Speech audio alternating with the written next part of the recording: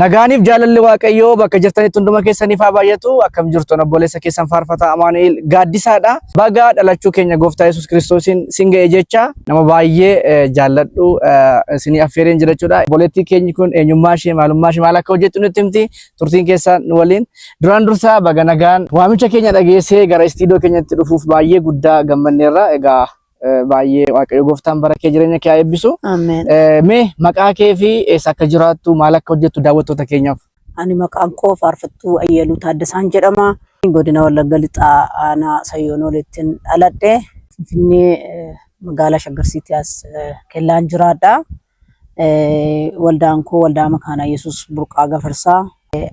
Ani haadha ijoollee lamaa fi abbaa warraa tokkoon qaba. Mucaa waggaa 7 qaba. Inni hangafni ishee lammaffaan mucaa waggaa 3 qaba. Ayyeen haadha ijoollee lamaati jechuudha. Wow, baay'ee namatti tola. Egaa Ayyaluu akka kanatti si arguuf baay'ee guddaa gammadeera. Egaa daawwattoota keenya Ayyaluudhaani waggaa 10 kana duradha jechuudha. Kan ani beeku Yuunivarsiitii Dirree Dawaatti wal wajjiniin barannee na dursitan natti fakkaata. Bara 2006 Yuunivarsiitii Dirree Dawaa yeroo deemu tajaajila achitti tushiin faarfattuutan beeka. Baay'een keessan obboleettii kana akka isin jaallattaniif iddoo guddaa akka isin qabdaniif nan beeka. Garuu namoonni baay'een keessan hin beektan jechuudha. Namoonni hedduun obboleettii kanaanii faarfannaa ishee inni kaan Haacaaluu Hundeessaa jechaa ture. Inni kaan immoo dhiira dhafaallee yeroo isaan jechaa turan jira jechuudha. Faarfannaa kee namoonni hedduu beeku. Garuu namoonni isin beekanii mee daawwattoota keenya wajjin wal bari haala kamiidha namoonni faarfannaa kee kan isaan beekan? Faarfannaan ani faarfannaa bara 2005 ayyaana gannaattiidha kan hojjennee amantootaa fi saba waaqayyoof kan eegsine yeroo sana Dirdaawaa Yuunivarsiitiin jira achi Finfinneetti deddeebineettidha kan faarfannaa sana hojjenne. Faarfannaa sagaleen koo baay'ee furdaadha. Isumarraa kaasanii faarfannaan sunis faarfannaa bareedaadha. Faarfannaatti yaadnee nuuni yeroo sana qopheessine faarfannaa baay'ee sammuu namaa keessa jiru. Namoonni garuu dhiira dhafaa jedhanii bira ta'anii wal qabsiifatanii birriitti nyaataa turanii. Inni kaan immoo Haacaaluutu faarfannaa baase. Yeroo sana kaasetiidhaa fi siidiidhaan kan inni dhiyaate. Tiraakiilleen ture faarfannaan sun faarfannoota 11dha. Faarfannaan 11 suni siidiidhaa fi kaasetiidhaan dhiyeessine. Namoonni yeroo sana yuutuubii irra yeroo kaa'ame Ayyaluu isa jedhutu Haacaaluudhaan ka'an.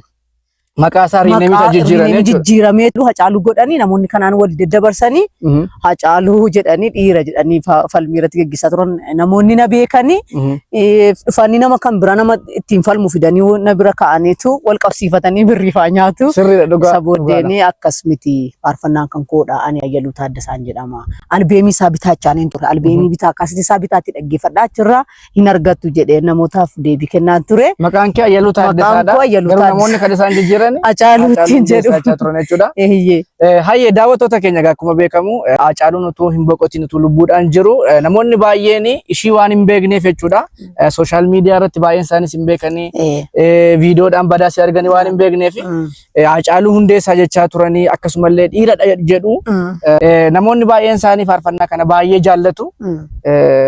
Bara meeqadha faarfannaa kana kan hojjette? Faarfannaa kana kanan hojjedhe bara 2005 ture. Bara 2005 ture. Akkuma nammasiin jedhe faarfannaa sana waldaan yeroo sana akkuma ati beektu magaalaa Dirdaawaa yeroo sana amantii biraadha kan baay'inaan jiru. Waldaaniif amantoonni baay'atan turan. Barattoota felooshiippiidha. Iddoo sanatti walitti qabamutu felooshiippii ijaaranii yeroon dhaqe sana reefuu felooshiippiin jalqaba ture.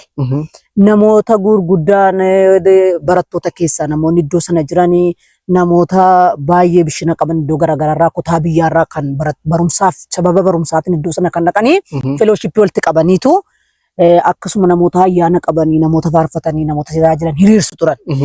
Kan si dhibu yeroo sana faarfannaa hojjenne sana birrii guddaatti gurgurannee ture. Birrii itti gurgurame sanayyuu felooshiippiin itti na jabaatuuf kan birrii sana baasee nu hojjechiises felooshiippii ture. Namoonni yeroo sana kolleekshini hojjenne obboleessa koo Sanyii Ayyaanaa kan jedhamu faarfataa Sanyii Ayyaanaa akkasumas faarfataa Iddoosaa Bulchaa gaadanyoota koo turan achitti nama 3 taaneeti kan hojjenne.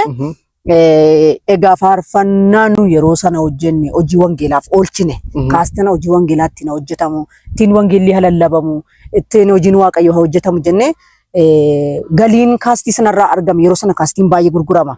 Fuunee kutaa biyyaatti barattootatti hirree fuudhanii galanii gurguraniitu birrii isaa fellowshippiif galii godhanii hojiin waaqayyo sittiin hojjetameera. Baay'ee nama gammachiisa.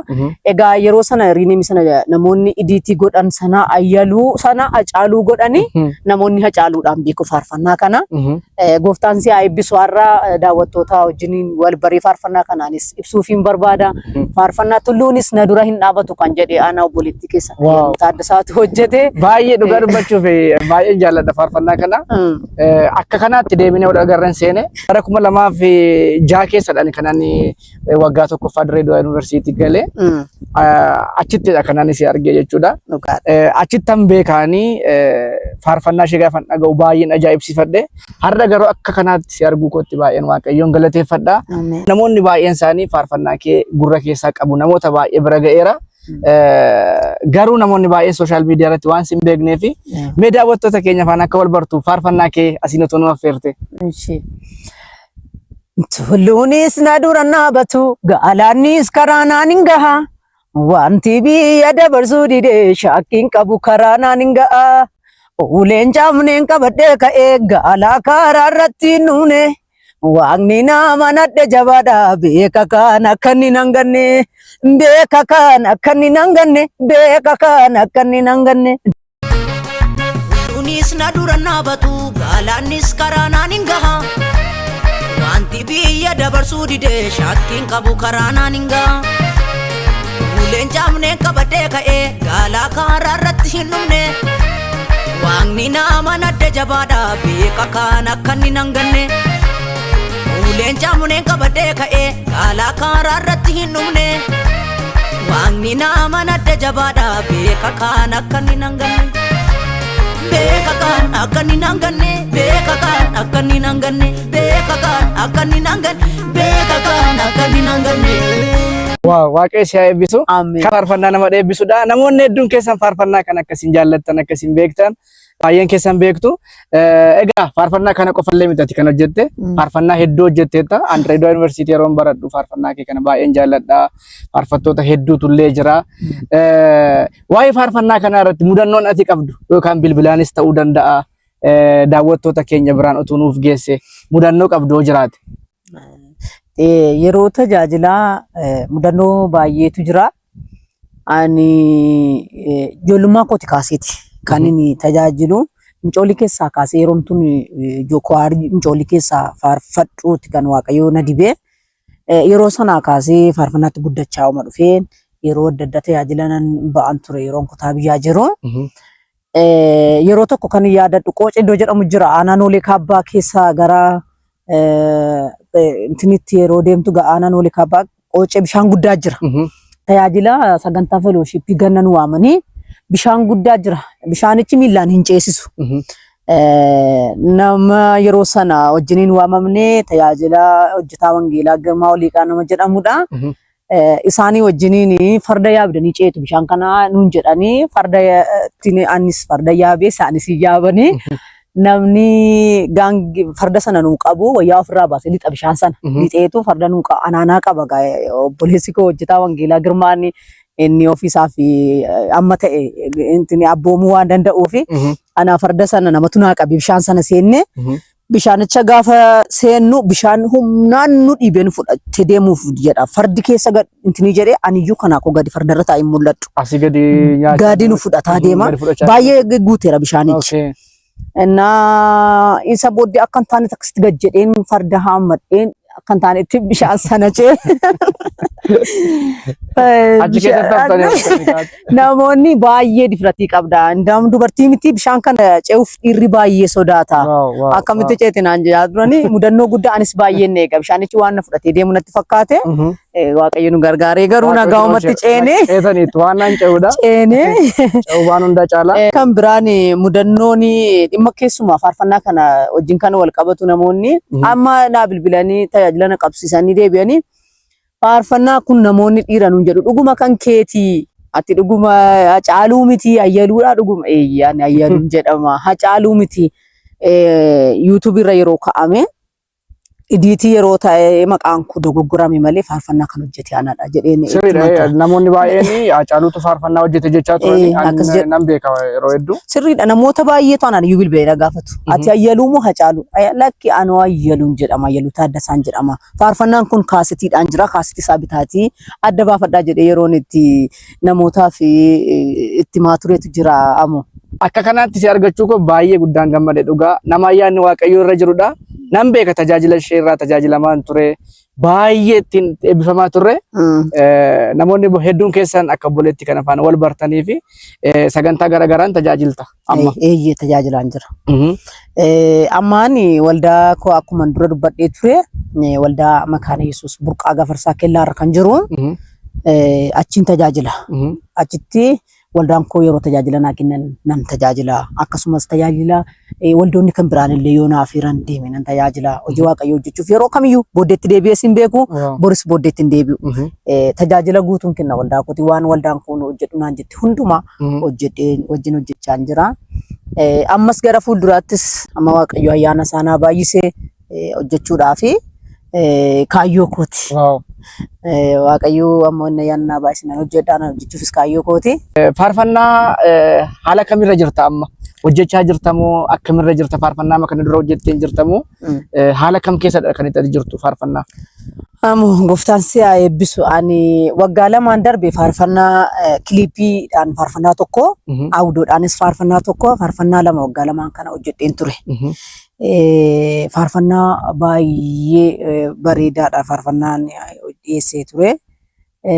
baay'ee namoonni namni yoo miidiyaarra hin jiru ta'e akka waan namni ayyaanarraa kufeetti yaadama garuu miidiyaatti ba'uu dhiisuun ayyaanarraa kufuu miti dabalatammoo waltajjii dhabuunis ayyaana dhabuus miti kufuus miti anamma faarfannaa nan hojjedha gaaffiin kun yeroo baay'eedha namoonni na beekan maaliif badde maaliif miidiyaarra hin jirtu jedhu miidiyaarraa dhiboochuun kufuu miti ani hamma Waaqayyoo yaannaa baay'isee hojii Waaqayyoo hojjechaan jira ammas yoo Waaqayyoo jedhe gara fuula duraatti albeemii hojjechuuf faarfannaa gurguddaa faarfannaa ergaa qabu faarfannaa ergaa barootaa qabu faarfannaa mootummaa Waaqayyoo namatti agarsiisu faarfannaa baay'een hojjedhee firkaa qaba yoo jaalala Waaqayyoo ta'e bara kana faarfannoota kan albeemiidhaan nan dhiyeessa jedhee yaada baay'ee namatti tola faarfannaa hojjechaa jirta qabattee dhufuuf jirta jechuudha baay'ee guddaa namatti tola Waaqayyoo si haa eebbisu akkuma ma dhageessanidha jechuudha baay'een keenya yeroo baay'ee namootuma miidiyaarra jirru kana malee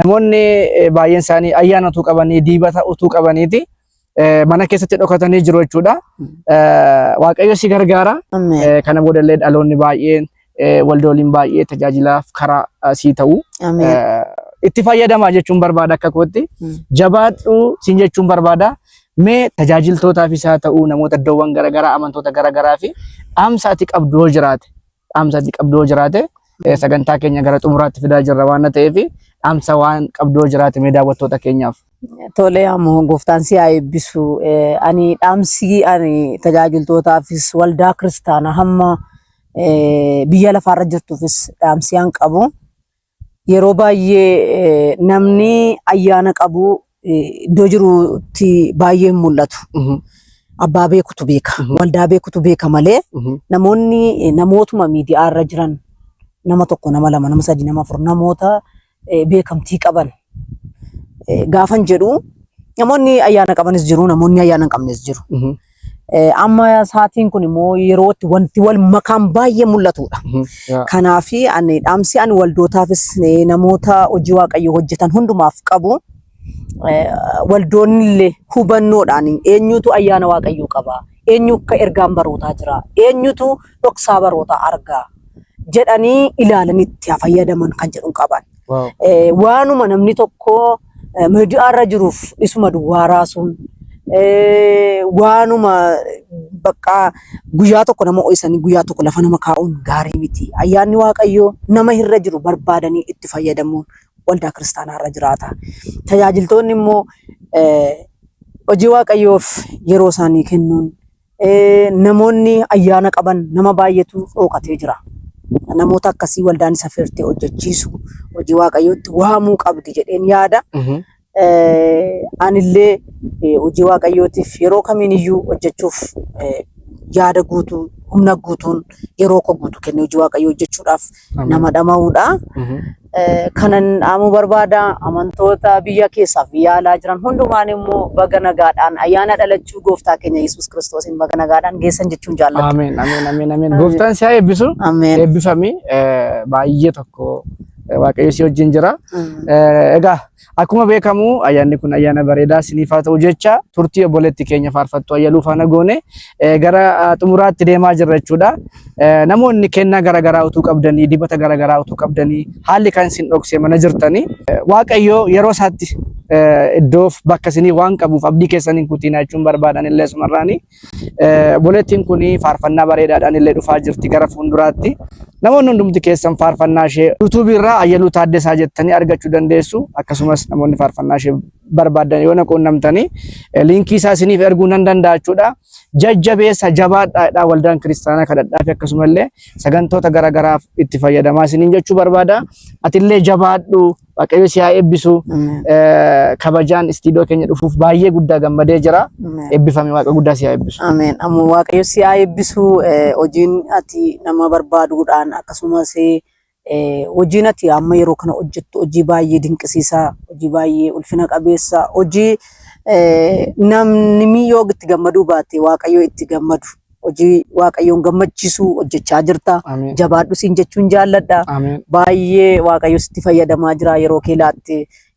Namoota dadhabanii ijoollee karaa irratti kufanii yeroo ati kaastu baay'ee garaan keenya itti nu gammada. Waaqayyos kana caalaa si haa eebbisu ayyaana isaa siif baay'isu jechuun jaalladha. Si haa eebbisu. Ayyee eebbifamii. Mee namni ati galateeffattu yookaan immoo miidiyaa kanarratti namoonni ati galateeffachuu barbaaddu yoo jiraate carraa sii kenna. Ammoo waaqayyo si haa eebbisu. Jalqaba irratti namni aan galateeffachuu barbaadu abbaa warraa koo Obbo Garramuu Tarrafee abbaa ijoollee koo baay'ee kan jaalladhuuf kabaju. Mul'ata koof hojii waaqayyoo akkan hojjedhuuf akkan faarfadhuuf nama na jajjabeessuudha. Hojii gaarii aan hojjedhu hundumaa keessaa dudduuba koo nama jirudha.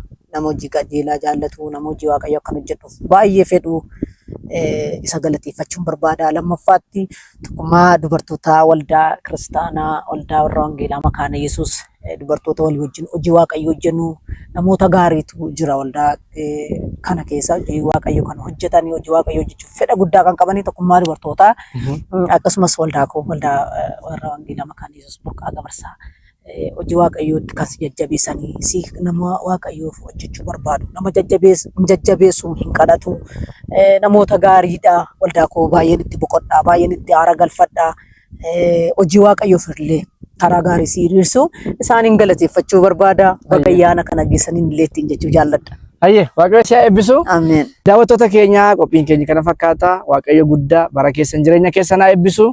Torban keessummaa biraadhaan amma walitti deebinutti turtii gaarii.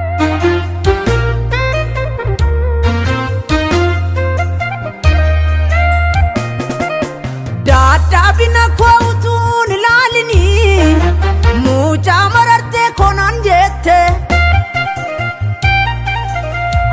achi fagoodhaan fiidde ayyaana keenya irratti lolaafte. Daadhaabina koo utuun ilaalinii mucaa marartee koonaan jette achi fagoodhaan fiidde ayyaana keenya irratti lolaafte. Maal yoon jedhani garaa kee cibsa jecha kamiinan si eebbisa. Maal yoon jedhani garaa kee cibsa galata guutuu si dhiyeessa. Gamoon babbareedaan ijatti miidhagu hin oolu diigamu. Rigichi beekamaa seenaa dheeraa qabu hin oolu haramu. Waan tokkoon beekaa waaqni koo jabaadha salphinaaf nan godhu. Dagatee na waamne naaf ta'a iddoon kuni hoomaatu rakkadhu. Luunis na dura naabatu galaannis karaa naan hin gaha. Wanti biyya dabarsuu didee shakkiin qabu karaa naan hin gaha. Uleen jaamneen qabadhee ka'ee gaalaa karaa irratti hin dhumne. Waaqni nama nadde jabaadha beeka kan akka inni nan ganne. uleen jaamuneen qabadee ka'ee gaalaa karaa irratti hin dhumne waaqni nama nadda jabaadha beeka kaan akka inni nanganne beeka kaan akka inni nanganne beeka kaan akka inni nanganne beeka kaan akka inni